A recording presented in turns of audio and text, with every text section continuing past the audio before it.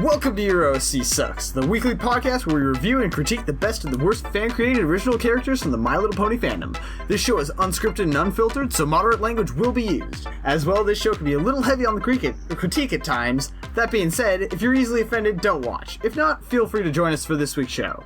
This is episode 78 for September 11th, 2015. This week, Mummified isn't here, so we're throwing ourselves into the melting pot of ideas to try and review these seemingly hodgepodge OCs. My name is Commander Sparkle. I'm the sit-in host for this week's episode and assistant project manager, and I'm joined by... I'm Eddie Bobo. I'm in charge of gathering questions of viewer interaction. I'm Smooth Sailing. I'm the editor. I'm Soren One Spy, and I'm a jobless hobo. Since I just saw this, we're just gonna jump right into fan art, and I looked back at the fan art and reloaded it, and the first thing I see is line paper fan art from Cute Pencil Case, and I was just like, God damn it, again. But it's adorable, and all of these line paper, or all of these like things by Cute Pencil Case are super cute. It's true. She made a bunch of just like cute versions of us. Yeah, and a fucking Yoxina / Poppy palette, and then also made Puppy Yoxina. palette. Whatever, I don't fucking care. Poppy Yoxina. Snout. She's adorable though. I love her. I love it. Speaking of a thing that Rosie Posey made though, technically, Rosie Posey made this thing about butterflies and us. And freaking, oh my goodness, it's so adorable. I was gonna say, speaking of adorable, like seriously, I can never get enough of Rosie Posey, or of Rosie's style. It's just like, it's always so cute, and I just don't even have any words, and I'm like, how have I gotten so lucky as to get so much fan art from this great artist? That's literally all I can feel every single time I like one shows up in my inbox. Like, seriously. Look at those smiles. I always like getting the candy corn mouth. It's like the little... Yeah. you definitely have a case of the candy corns in this one. It's adorable. And then you got this great comic by Pencil Bud. I just love the final thing is just with the chalk in her mouth. His. Damn it, I forgot it's a guy. Man, I can't remember if I ago. was the one who said that or not. It was so long ago. I know it was it was all of us because the whole catching them drawing with their chalk and they just like no fucking jam it in their mouth. Nom. So I just was looking back and I had to go back to Cute Pencil Case. I just noticed this made a great picture with all of us fighting the main six with like a giant Derpy and giant Poppy palette, and oh my god, this is the greatest thing ever. It's true. She is a giant. She is a giant pony mecha in which we pilot. Laser eyes. Derpy ain't got nothing on that shit. Derpy only has muffins. Derpy has muffins. Laser eyes greater than muffins. This is adorable, though. I love it. So there's this certain one piece that I got recently from Crescent Lullaby, who has watched the show before and has gone by a few different names throughout the watching of us and being a fan. Freaking, oh my goodness! Like, look at this! It's so freaking great! It's me, and it's me! Best ship. Man. Narcissist. It's just so conceited. It's like, yeah, the only one good enough for me is me. The world needs more female ex-male Smooth in its life. I mean, pretty much. We've all agreed. It's Smooth Sailing and Tranquil Travels is one of the best ships in existence, let's be honest. If not the best. Tranquil Travels, by the way, is the name of female Smooth. Cat in the Clouds made one of the cutest pieces. Yeah, it's pretty cute. That is the most that is the most accurate Smooth. that little smirk he's got. And that, even though you need glasses, you're not wearing glasses. Exactly, because I don't wear glasses whenever I don't have to. Oh! That, me without glasses is the most correct version of me. Even though it shouldn't be. And I like how... No, it shouldn't be. But it is. I love how I'm the But only it one is. with any dialogue here. Internal dialoguing. We were talking about this piece earlier, the one where it's me and Smooth, and I'm like, what the hell are those things around my neck? Apparently it's troll teeth, and I completely forgot the stupid joke that I told about going to war with the trolls, so... Completely just forgot. I just spaced it. It was literally like just, I don't know, a little while ago. Less than a week, more than a week, I don't even... Yeah, we had to re-explain the joke that he made on an episode. You see, I just say stupid shit. I don't remember it. I may be sick of all the line paper fan art, but I got a comic by Octohedgy, which is like me as a princess giving a speech about like my disdain of line paper, and it's pretty. I got some good lulz out of it. I enjoyed it. We had the really nice, alternate Yasina type of thing. Poppy Palette is the logo of the show made into an OC, whereas this one, who is unnamed, is a mixture of all of our Sans Soren's colors and ideas. For this one to be the most correct, it also needs a bit of Soren. Yeah. No, because then it'll just be too perfect, and I mean, if you have too perfect of an OC, it's almost a bad thing, so... Yeah, if it's too great of an OC, as per what we've seen and what we've shown, we just can't talk about it because it's just too good. It's just perfect. us gushing. It's literally perfect. Nothing to say here. Goodbye. So yeah, in case you couldn't pick up from the intro speech this week, or the title of the video, because or YouTube. Technically pick up from any of the or any actually, of the freaking watch the episode all the way to puns the end, ever. or listen Let's be honest here. to us ever when we tell you what the fucking theme will be. God damn it, people! Anyways, but if you haven't been paying attention, this week's episode's theme is hybrids. It's our second to last episode in our species block that's been going on for 3 months. The last one is next, guys. It's other, and then we can be done, and we can cry. I think it's time for us to head on into this episode.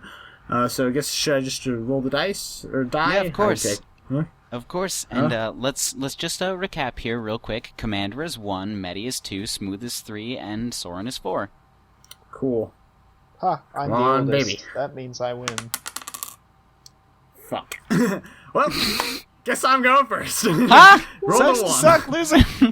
So the OC I brought on this week is Shell Shocker, who is a shark pony hybrid.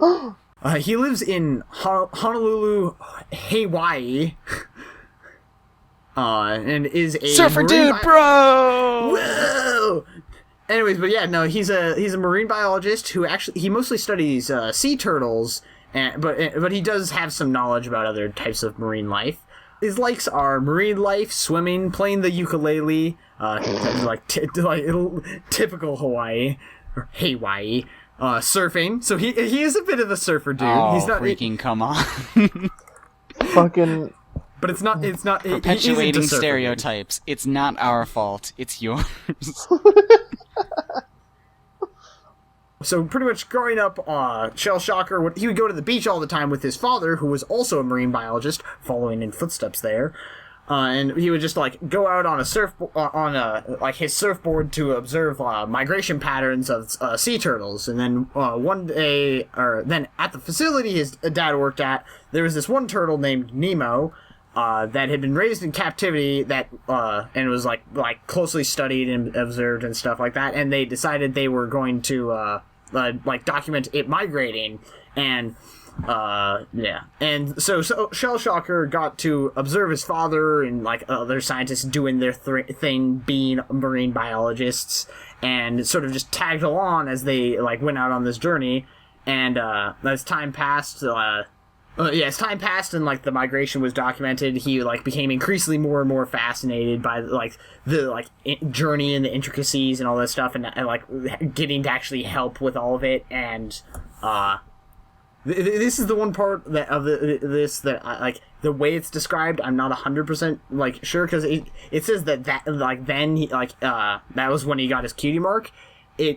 Though one thing I do find interesting is that, and I do like this, is that like during he got his cutie mark while tracking Nemo all on her journey, and like he didn't even realize it. It was like a few days later, and somebody finally pointed it out because he was like he had no idea, and after a few months, Nemo finally reached the destination of the main like breeding beaches of Nepan, or like Nepan, is that how the Yes.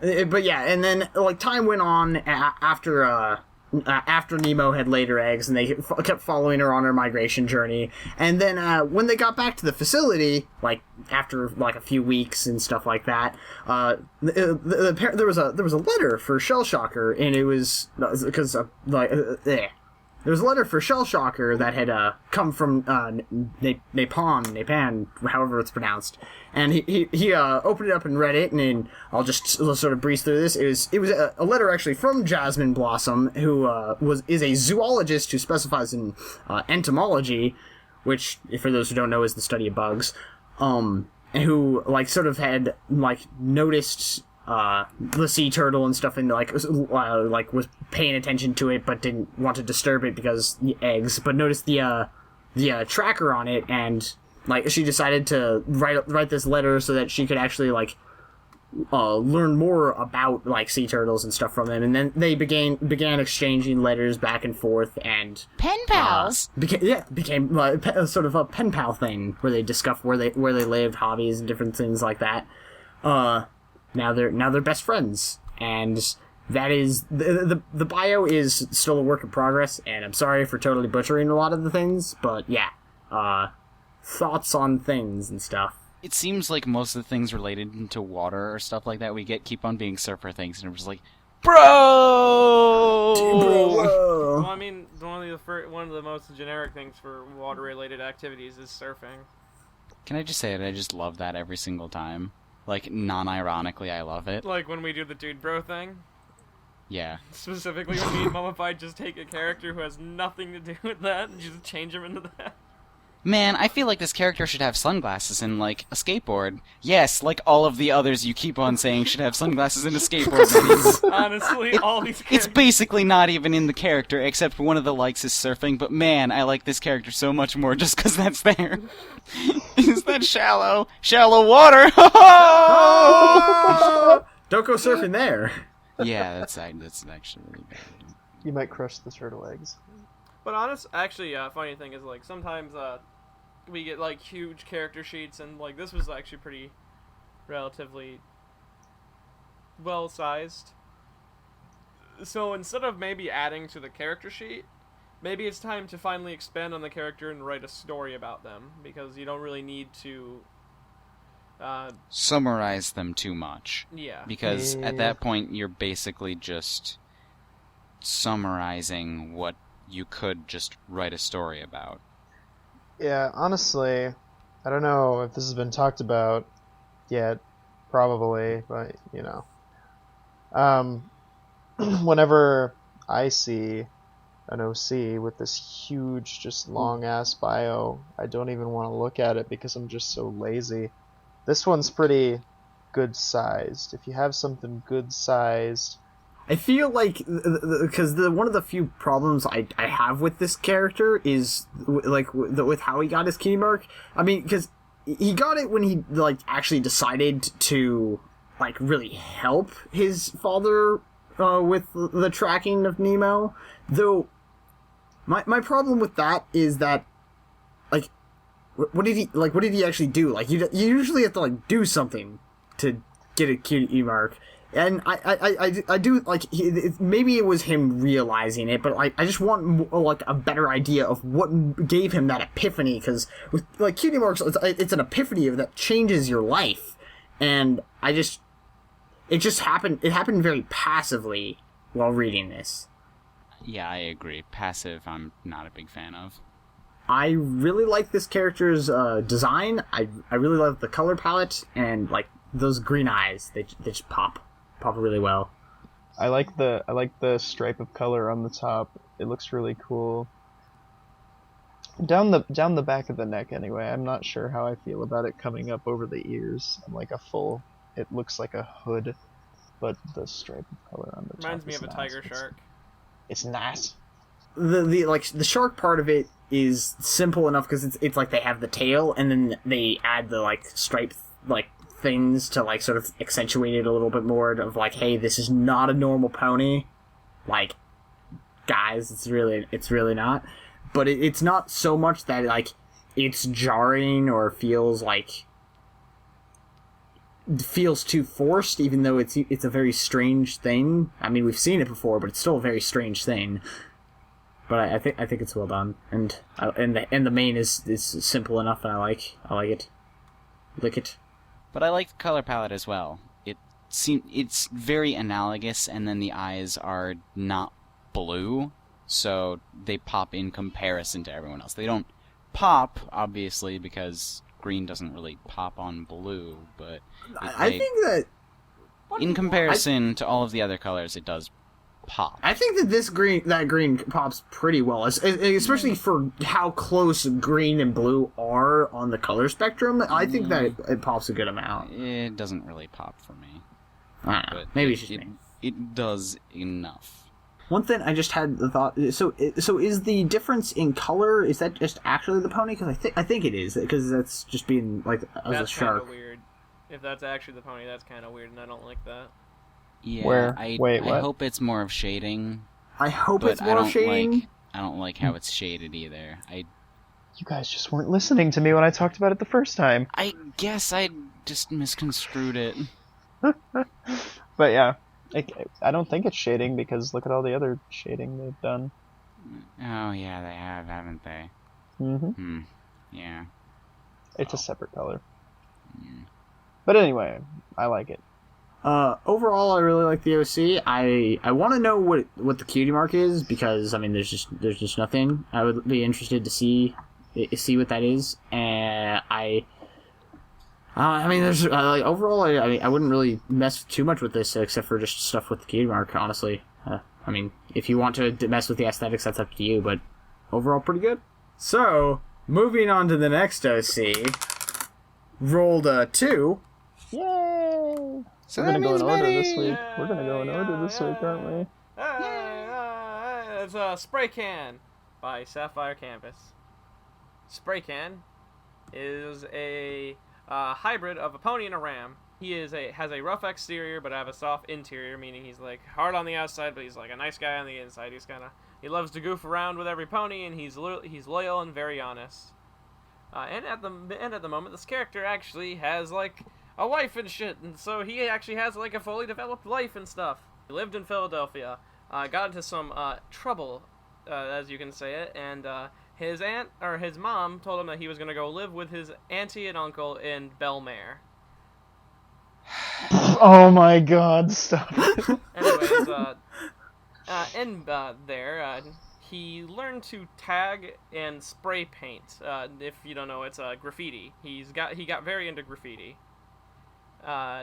And he also used to be teased because he was a ram and he had small horns, and they tease you when you have small horns. But now his horns have grown out to fully developed horns, and he's actually complimented and admired for his horns because they're quite massive. He met a beautiful mare named Fuchsia Ribbons. I think that's how it's pronounced. A seamstress who lived in Manhattan. They fell in love and they got married.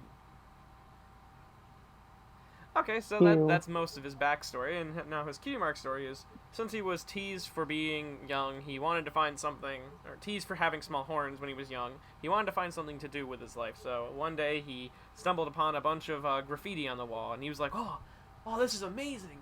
Oh, that looks really cool. I want to do that. And he found a blank canvas, or not a canvas, like a blank part of the wall, and he just started spray painting on it, and he did really well.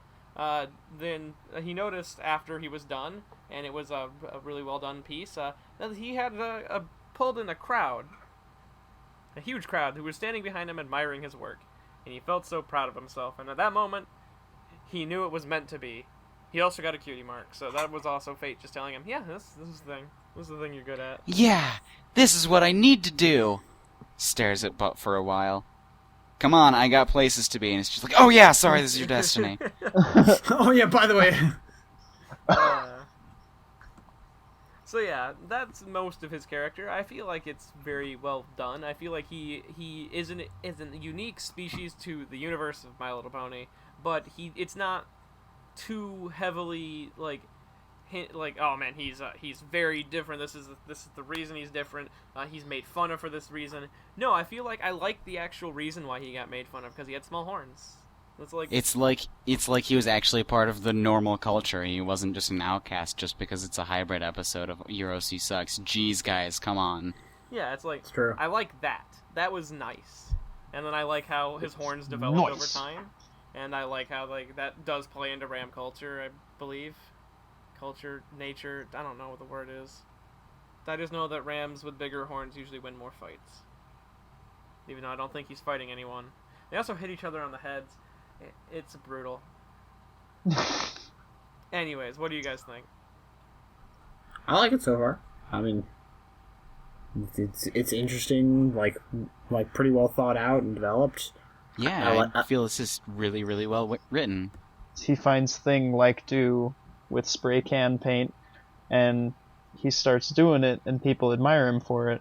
And I like how the people show up to admire it, kind of thing, as he's still working. Accentuates the fact that he's actually been there for a while, and it's not all of a sudden whoa, spray paint, and then whoa, man, all of a sudden it's beautiful destiny. Yeah, like a crowd gathers, and it's pretty cool. Yeah, it takes a long time for a crowd to gather. Yeah, it's a craft, and it's like from the few footage I've seen of like graffiti being made over time, it is not a simple process. It is a very... it takes forever. And I'm glad Sapphire Canvas didn't go the extra step and like how I believe rams are cloven-footed. Yeah, they're cloven hooves. Yeah, so I'm glad in this case it's not. Yeah, I'm glad for that as well, because there hasn't really been cloven-hooved characters besides goats and MLP, and they look very different than ponies. Well, I mean, and this is still a hybrid. Goats. Huh? But the thing to go with is goats have incredibly thin legs, whereas horses do not. Yes. At least for how they're drawn here. Like, even in MLP style, goats have incredibly thin legs, whereas ponies do not. So cloven hooves would probably be really difficult for especially this pony goat ram thing. Or is ram sheep? I can't remember. Yes. And I feel like the colors being shown here and everything on the character sheet itself is a nice touch. With the spray can to the side, his name written in a very graffiti-esque look, all his colors to the side, and I like the colors on his spray can. I like all of his cutie mark, honestly. Yeah, it's just like a mosh of colors in the cutie mark, but it's not obtrusive. It doesn't bother me. It seems to fit just fine against the brown. It looks like something that would be in the show. I feel... I'm not a gigantic fan of the cutie mark, the black outline around it, all of the colors in it. I feel like it could have been done without the can being any specific colors on it, like a gray can shooting a specific color itself instead of just white. Would probably have made it work better. Yeah, I kind of agree with that, or maybe have that color that it's spraying on the can, like, or something, if you want to have that, but I do agree with you on that. Smooth. Not sure if the black outlines can't be there. Yeah, I was like, with the way the colors are and the style, I feel like the black outline kind of has to be there. That's too bad. But no. You're missing the point. Bad. You're missing the point. You see, that's not supposed to mean that the can is spraying. That's actually a tiny chef hat because it's a dual cutie mark. Stop. I feel like I have nothing really left to say about this character. I feel like it's really well done. The only thing I want to see more from this character now is more story, not in the character sheet itself, but like more story. Like write How something. did he meet a seamstress? Was she like, whoa, graffiti? And then one day she Yeah, I mean, if saw you're that. in Belmare, and she's from Manhattan, then I want to know how that shit went down. Make her story now. Yay! Yeah, that's a good idea. Okay, so now that Medi's done with that, moving on to the next OC, let's see if we can get that 3. It actually got a 3! Yay! Oh, that means I have to go next. Ha, nerd. So, this is Princess Scorpio. She is a mixture of a scorpion and a pony. And real quick, this also has a bio about scorpion ponies. Scorpion ponies are, like, really tall in comparison to regular ponies. They're about Luna or Cadence height. Their armor is that of, like, scorpions on their back, and it's permanent. They have claws that they use because there are no other kinds. Basically, all scorpion ponies are, like, scorpion earth ponies. You'll never see a scorpion pony with wings, and you'll never see a scorpion pony with a horn. And until the genetic mutations kick in. That's No, so stop. creepy. They're like little grabby hands. My grabby hands. Yeah, they use them to actually grab onto things because they don't have... It's so creepy. Scorpion ponies' hairs are naturally really long, as exemplified by Scorpio here having really, really long hair. And generally, royal ponies' tails are also really long, but for some reason, Scorpio's is not. And their venom is used for a lot of medicine kind of things. Princess Scorpio herself is, personality-wise, kind, silly at times, but can also be serious and somewhat kind of rude. She likes spicy food, and her teddy scorpion, which is a play on a teddy bear, I call him Venom. which I think is freaking adorable. And she likes protecting her subjects. And I hope so. I would say her hates, but those are exemplified in her backstory, so I'll just go through that. She rules in the Scorpion Kingdom, which is a land not far from, but is still outside of, Equestria. That's where all of the Scorponies live. The current ruler at the time when she was a child was obviously her mother and father. Things got bad when she was growing up, though, and it led to a war with the changelings, specifically Chrysalis's changelings. Huh. And the king and his army fought long and hard against them, and the changelings eventually had to retreat, and the Scorponies won, but at a price. The king was badly wounded and was dying. He passed away, and because of that, Princess Scorpio absolutely hated the changelings, and she vowed if they ever came back, she would destroy them. One day later on in life, she and her mother were just playing by the lake when when an assassin came around and attempted to kill both of them. Luckily, she got away. Her mother did not, though. Ooh. So then, she vowed that, if an assassin was caught, killed them immediately.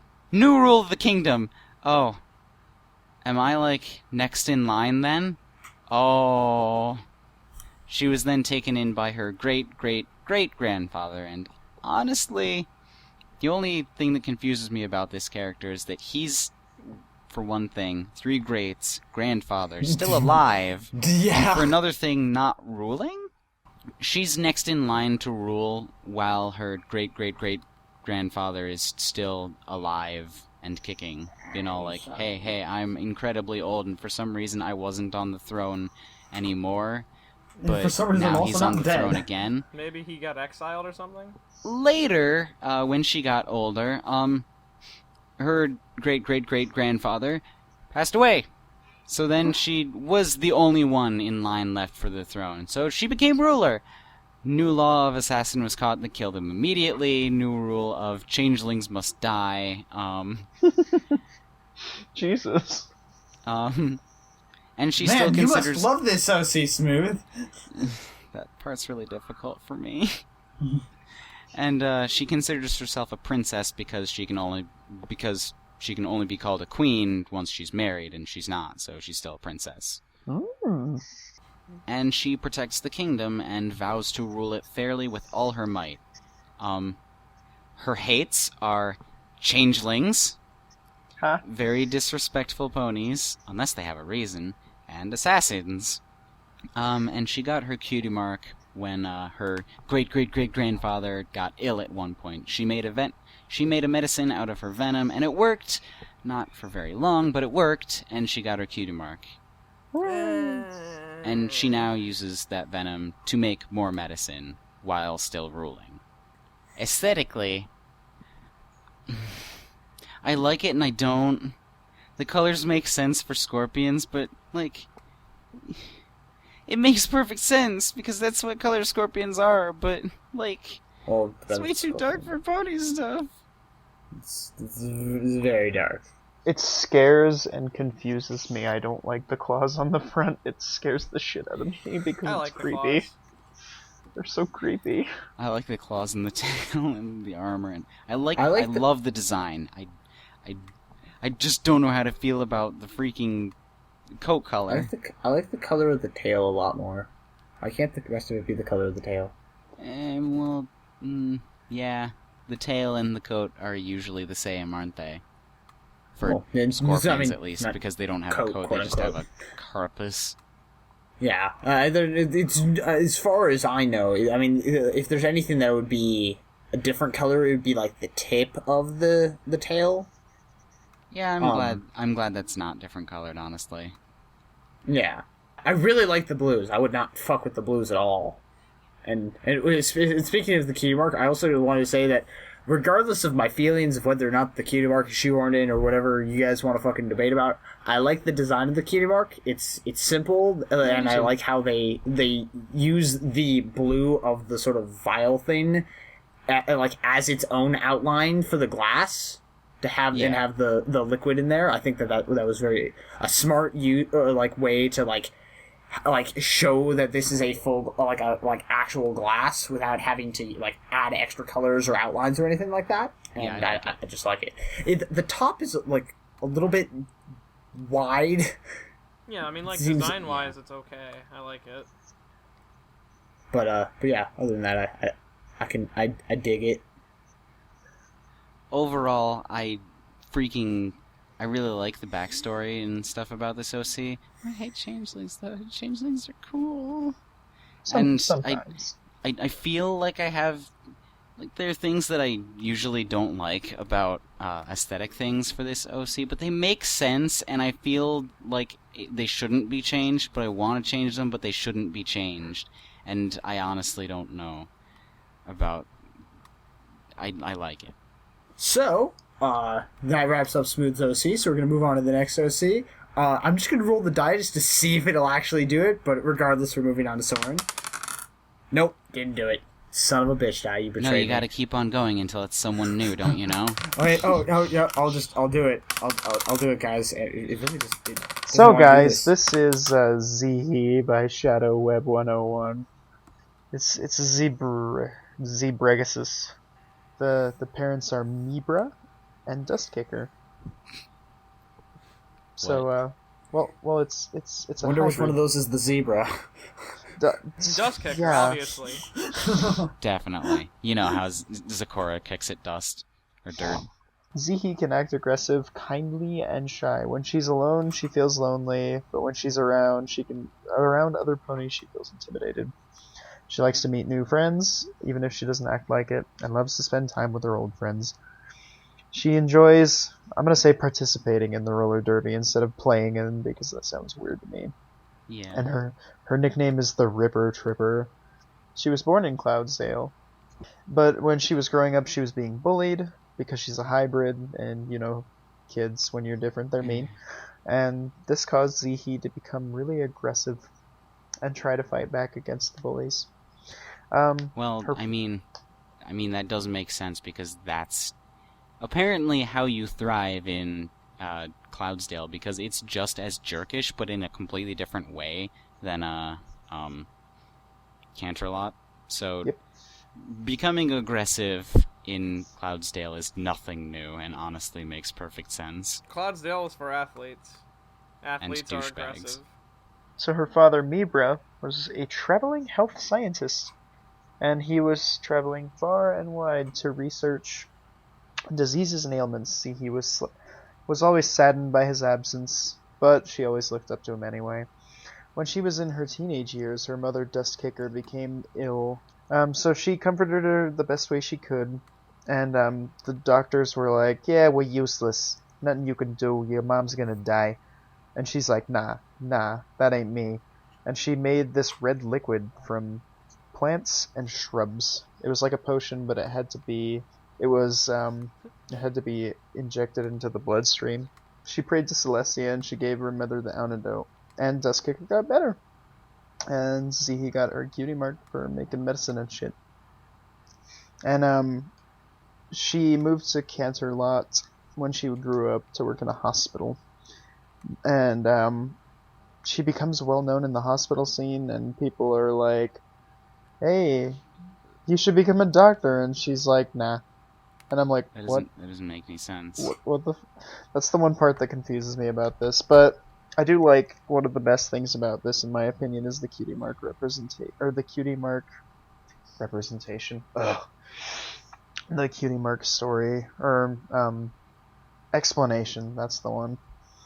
And so it's the syringe with the red liquid, and it represents her medical expertise and her hurtful attitude at times, because as much as the syringe hurts, it helps even more. I mean, I can kind of get behind the story a little bit. I mean, some parts I didn't like. There's a few too cliche parts, but the only thing that gets me is like, why? Where did this Pegasus meet the zebra? And if they're living up in Cloudsdale, when do they ever get to visit each other? Yeah, that's a good point. Yeah. And I mean, Why live in Cloudsdale if one of you can't Seems like even go there? Seems like a really shitty idea. It's like, I've never seen you. I get to see you very little. But you're still my hero. It's like, that's not. I can understand that, honestly. Aesthetics are honestly the lesser in this. But, I mean... It just looks like a zebra. Yep, she's got a really long like a neck. Zebra and a pony. Because the neck rings. And, I don't know. Is that a thing that happens? Does Zecora have an elongated neck, or is it like... No. I don't believe so, no. Average size. I don't think she has them around her neck either, though.